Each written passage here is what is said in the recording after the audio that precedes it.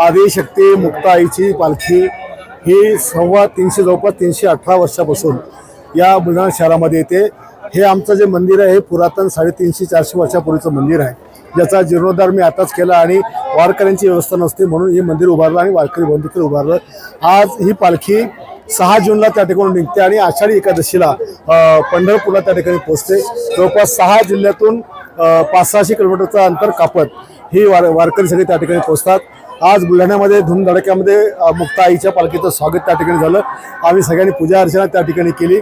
वारकऱ्यांची सगळ्यांची रात्रीची निवासाची व्यवस्था, सकाळची नाश्त्याची व्यवस्था, रात्रीच्या जेवणाची व्यवस्था, उद्या दुपारच्या जेवणाची व्यवस्था ही देखील सगळी या ठिकाणी केलेली आहेत। आमचे वडील आणि ही सगळी विश्वस्त मंडळी आधी करायची, आता ते काम आम्ही या ठिकाणी पुढे करत आहोत। मी खूप खूप धन्यवाद देईल सगळ्या वारकरी या मुक्ताईच्या संस्थानाला आणि आई मुक्ताईची प्रार्थना करेल की जेवढे वारकरी त्यांच्यासोबत जात आहे कोणाला कुठलीही इजा न होता सगळेच्या सगळे हे चांगल्या स्थितीमध्ये चांगल्या आरोग्य असताना आपल्या घरी पोहोचावे, कोणाला इजा होणे ही देखील प्रार्थना करतो।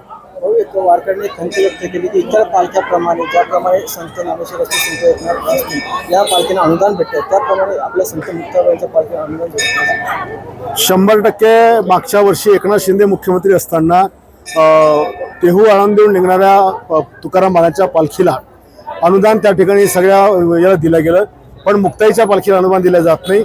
या पुढच्या महिन्यामध्ये अधिवेशन आहे, अधिवेशनामध्ये मी सरकारचं विविध आयोगाच्या माध्यमातून लक्ष वेधील आणि 100% या पालखीच्या वारकऱ्यांना सुद्धा या ठिकाणी अनुदान मिळवून देण्याचा प्रयत्न करेल आणि आमचं सरकार किंवा आमचे उपमुख्यमंत्री मुख्यमंत्री देतील हा मला विश्वास आहे।